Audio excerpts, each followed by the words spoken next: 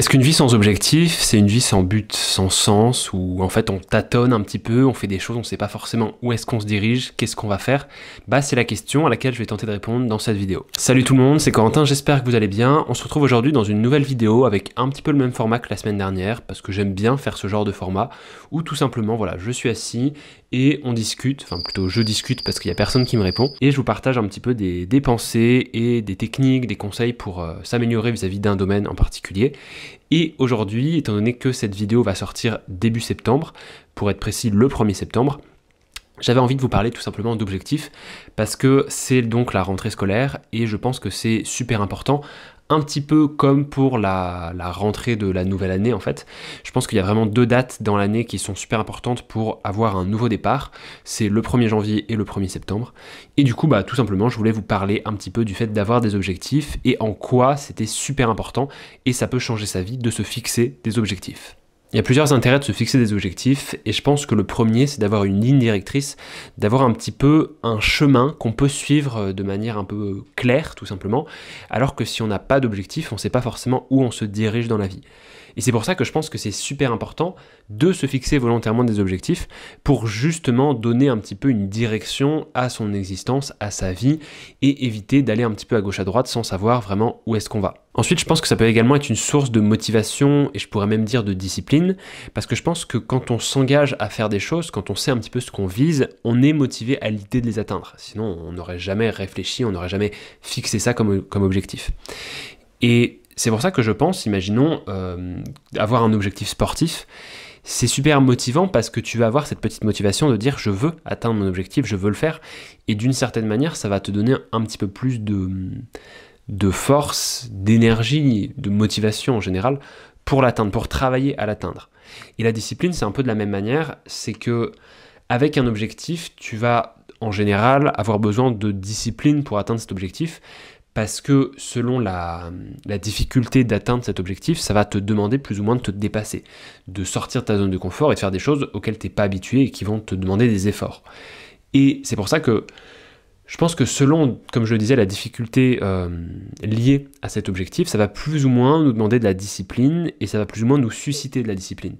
C'est-à-dire que je pense que ce qui va nous demander de la discipline va également nous susciter de la discipline comme la motivation. C'est-à-dire que si j'ai besoin de motivation pour réussir telle ou telle chose, et bien d'une certaine manière, je vais inconsciemment me susciter moi-même de la motivation pour y parvenir.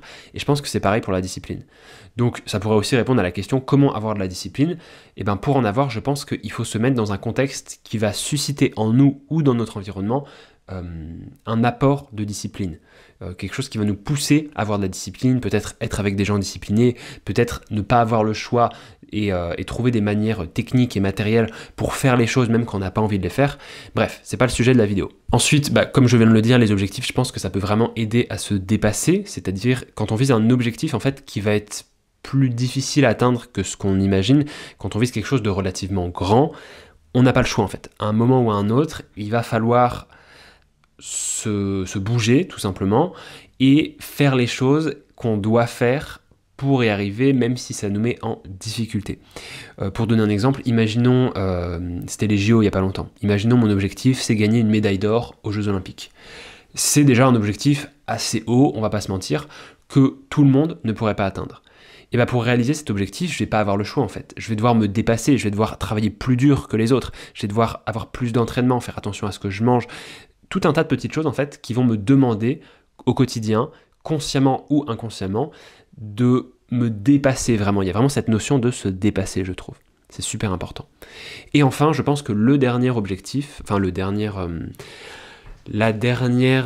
raison, le dernier gros intérêt d'avoir des objectifs, un ou plusieurs objectifs, c'est comme je le disais au tout début de la vidéo, donner un sens à sa vie. Et là, pour moi, c'est très important et peut-être l'une des intérêts qui, moi, me touche et me parle le plus. C'est-à-dire que je pense que, je n'ai pas trop envie de m'écarter du sujet de cette vidéo, mais je pense que dans la vie, pour vivre et avoir une existence saine et épanouie, il faut avoir un sens à sa vie. Il faut avoir un but, il faut savoir pourquoi tu te lèves le matin, pourquoi tu fais les choses, etc. Et avoir des objectifs, avoir un horizon, avoir des rêves à réaliser, tous les jours, en fait, ça nous pousse justement à aller de l'avant, à faire des choses, à à avoir un petit peu cette petite étincelle en nous qui va nous pousser à toujours demander plus, à toujours faire plus, et pas juste à se contenter de ce qu'on a actuellement, et rester là, affalé dans le canapé, à rien faire. Et, enfin c'est un cliché bien sûr, mais je le dis quand même au cas où. Parce que peut-être que ça parlera à certaines personnes et qui prendront conscience que justement c'est peut-être pas la meilleure chose à faire pour remplir sa vie. Bref. Et du coup, quand je dis donner du sens à son existence grâce aux objectifs, alors qu'on soit bien d'accord, les objectifs vont pas être la seule manière de donner un sens à sa vie, mais je pense que ça peut quand même beaucoup aider. Je pense que c'est peut-être l'intérêt le plus fondamental et le plus crucial qu'on peut donner à sa vie aujourd'hui, de se dire ok, peut-être que je suis dans une période de ma vie où je sais pas trop ce que j'ai envie de faire, j'ai une perte de sens, etc. Peut-être que se donner des objectifs pour cette nouvelle année, ça peut redonner du sens. Voilà, pour vous aider peut-être, imaginons si vous ressentez un peu vous êtes un peu dans cet état d'esprit, cette atmosphère que moi-même j'ai connue et que je connais encore de temps en temps. Par exemple, pour redonner un petit peu un sens à votre vie avec cette rentrée 2024, rentrée scolaire je précise, ça pourrait être tout simplement de se remettre au sport. Je sais pas, peut-être qu'il y a plein de personnes qui perdent un peu du sens à leur vie parce qu'ils sont pas bien physiquement, ou même pas bien mentalement. Ça pourrait être lire des livres, ça pourrait être apprendre, essayer d'engranger de nouvelles connaissances, etc. C'est une super bonne manière de savoir un petit peu où est-ce qu'on va, de réaliser qu'il y a plein de choses dans la vie qui méritent qu'on se penche dessus, qui méritent qu'on s'intéresse à elles, et qu'il faut aller les chercher en fait. Mais je m'éloigne peut-être un petit peu du sujet principal de cette vidéo, donc je vais m'arrêter là sur comment donner du sens à son existence, etc. Si ça vous intéresse, n'hésitez surtout pas à le dire en commentaire, et moi je me ferai un plaisir de développer le sujet en vidéo. Mais on va revenir sur les objectifs et en quoi justement ils peuvent changer votre vie. Et puis d'ailleurs, je fais tout de suite une petite parenthèse. Si vous aimez ce que je fais, si vous aimez cette vidéo, n'hésitez pas à soutenir cette chaîne YouTube en vous abonnant tout simplement. C'est le truc le plus simple mais qui aide le plus. Et vous pouvez commenter, donner votre avis et me partager toute petite piste de réflexion, idée que vous avez pour améliorer un petit peu la matière que j'utilise dans ces vidéos, que ce soit au niveau de la forme ou du fond. Bon, bien sûr, il faut que je fasse un point sur comment bien se fixer des objectifs. C'est super important parce qu'une fois qu'on a compris en quoi se fixer des objectifs était pertinent, maintenant savoir comment on se les fixe de manière bien, de manière adéquate en fait avec son environnement, c'est peut-être le truc le plus capital. La chose la plus importante à comprendre, à considérer, selon moi, c'est qu'il faut que les objectifs soient clairs et surtout qu'ils soient quantifiables. Je vois énormément de personnes qui ont des objectifs qui ne veulent rien dire en fait, qui sont très flous, très aléatoires, très diversifiés, qui veulent dire tout un tas de choses à la fois sans cibler une chose en particulier. Et du coup, ceux qui ont ces objectifs, ils sont perdus en fait. Là où les objectifs devraient les aider à avoir une ligne directrice, à avoir un horizon d'attente et savoir où est-ce qu'ils se dirigent, et à l'inverse, ça les perd encore plus. Je me rappelle qu'il y a quelques temps, dans une précédente vidéo YouTube, j'avais dit que pour définir un bon objectif, il fallait que cet objectif puisse répondre aux questions qui, que, quand, quoi, comment et où. Alors, l'idée générale derrière ces formulations, c'est juste qu'il faut que votre objectif il soit le plus clair possible pour qu'on puisse savoir qui fait l'action, quelle est l'action, quelles sont les modalités d'action, est-ce que vous avez une deadline, où est-ce que vous allez faire cette action, quel est votre plan d'action justement, ça c'est super important. Et également, ce qui est super important aussi pour réussir cet objectif, c'est de parvenir à le déconstruire en petites marches. Il y a une citation que j'aime beaucoup qui dit que comment est-ce qu'on monte un escalier, et c'est une marche après l'autre. Et c'est pareil avec les objectifs et les étapes de la vie. Pour arriver à votre objectif ultime, réaliser tous vos rêves, il va falloir faire des petites actions qui vont vous emmener petit à petit à réaliser vos objectifs mineurs, qui eux, à leur tour, vont réaliser leurs objectifs majeurs. Pour vous donner un exemple, si par exemple, je pourrais même pas forcément dire faire une supposition vu que c'est plus ou moins le cas, l'un de mes objectifs à moi dans ma vie, ce serait de pouvoir un jour être dans la capacité d'animer une conférence ou de parler devant un public assez nombreux, comme par exemple faire un TEDx ou d'autres choses. Mais avoir en fait cette capacité en moi de me sentir confiant et à l'aise pour animer un tel discours. Ça, on va dire, c'est un gros objectif de ma vie. Mais je ne vais pas avoir directement cet objectif-là. C'est pour ça qu'avant de chercher à atteindre cet objectif, je vais positionner différents petits objectifs qui vont m'aider à m'en rapprocher. Ça peut être par exemple un premier objectif d'être nettement plus à l'aise quand je parle à l'oral avec les gens. Un objectif peut-être de développer mon éloquence, d'éliminer les mots parasites. Vous voyez, je bug un peu des fois parfois. Éliminer les mots parasites, éliminer les E, éliminer les mots de liaison qui ne servent strictement à rien, améliorer ma confiance en moi. Ouah, je vais y arriver là, c'est compliqué, désolé. Mais voilà, ce qu'il faut que vous compreniez, c'est que il y a plein de manières de poser des petits objectifs pour aider à atteindre les gros objectifs. Et ça, c'est super important de comprendre. Également, il faut que j'en parle, un bon objectif, c'est pas forcément un objectif nouveau, ça peut être quelque chose que vous avez bien réussi avant et que vous voulez continuer à faire. Je vous dis ça par rapport aux résolutions qu'on se donne d'année en année.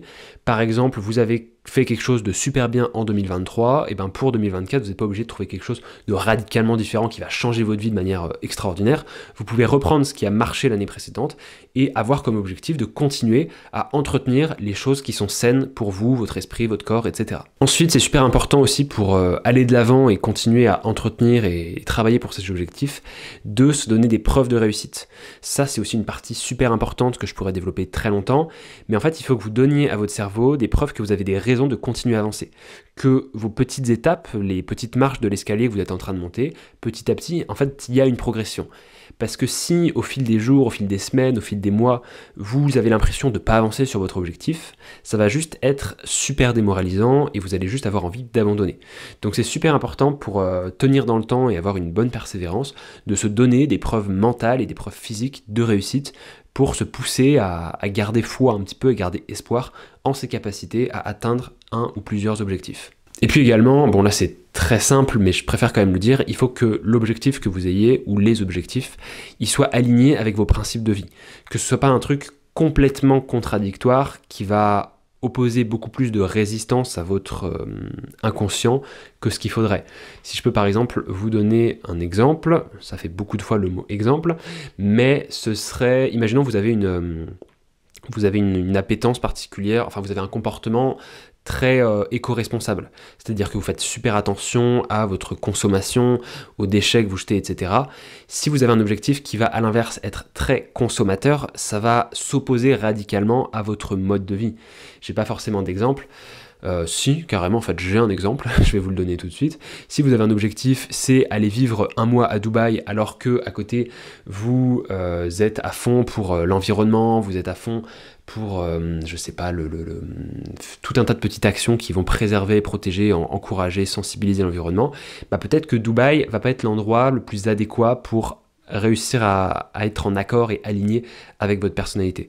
Donc c'est super important pour vous de savoir différencier les objectifs qui sont alignés avec vous, qui sont vraiment, qui viennent de l'intérieur de vous, que vous voulez vraiment accomplir parce que ça résonne en vous, et les autres qui sont peut-être un peu plus passagers et qui au contraire risqueraient de vous faire plus de mal que de bien. Et puis enfin, j'aimerais juste finir en disant que les objectifs, ils doivent surtout pas être vus comme des ordres, comme des choses à faire à tout prix dans sa vie, qu'il faut atteindre, et si vous atteignez pas vos objectifs, vous avez raté votre vie, vous êtes nul et vous valez rien du tout. Pas du tout. En fait, et je pense que cette différence, cette nuance, en fait, c'est ça qui fait toute la différence. Je pense, fondamentalement, qu'un objectif, il faut beaucoup plus le considérer comme une direction de vie, comme une sorte d'indicateur, un mouvement qui va nous emmener quelque part, qui va nous guider, mais qui va pas nous cantonner quelque part, qui va pas nous dire tu dois rester dans cette zone-là et si tu la dépasses, t'as échoué. Donc si vous atteignez pas vos objectifs, c'est pas grave. Le plus important, vraiment, c'est que vos objectifs, les objectifs que vous êtes fixés pour avancer, pour vous améliorer, pour devenir une meilleure personne, pour vous rapprocher de la réalisation de vos rêves, et bien le plus important, comme je le disais, c'est qu'il vous ait aidé à faire quelque chose que vous n'auriez pas fait si vous n'aviez pas eu ces objectifs. Et je pense que c'est vraiment ça le plus crucial avec cette notion d'objectif. Il faut les voir comme une sorte d'encouragement et de soutien à aller de l'avant, à se dépasser continuellement, mais pas comme un horizon fixe qu'il faut atteindre coûte que coûte, comme si la fin justifiait les moyens, parce que au contraire, ça risque de faire beaucoup plus de tort que de bien. Merci de m'avoir écouté, c'était super important pour moi de parler d'objectifs dans cette vidéo et notamment par rapport au mois de septembre parce que durant ce mois de septembre, vous en saurez un peu plus si vous suivez la chaîne, mais j'ai justement un objectif assez important que je suis en train de préparer, que je vais mettre en place. Pour ceux qui sont familiers avec ce que j'ai fait, ça va un peu se rapprocher du projet 99, j'en dis pas plus. Mais voilà, c'était super important pour moi de refaire un petit point sur qu'est-ce que c'est qu'un bon objectif et comment s'en fixer. Et je pense que ça peut vous aider, j'espère sincèrement que cette vidéo vous a aidé. N'hésitez pas à me le faire savoir en commentaire, ça me fera chaud au cœur de voir que j'ai pu quoi qu'il en soit, aider une personne au moins, ce serait vraiment cool. Moi de mon côté, j'essaye de reprendre la fréquence de une vidéo YouTube par semaine qui sort le dimanche à 11h, donc on se retrouve dimanche prochain à 11h. J'espère que d'ici là vous aurez avancé, vous aurez réfléchi sur vos objectifs et vous serez dépassé. Moi en tout cas, dimanche prochain c'est sûr que j'aurai un peu level up, vous comprendrez très vite pourquoi. Bref, merci de m'avoir écouté, abonnez-vous, ça fait toujours plaisir. J'arrête cette vidéo, je dure pas plus longtemps. Ciao tout le monde, c'était Corentin, peace. Oui, je viens de finir cette vidéo avec le mot peace, comme Squeezie en 2014, je sais.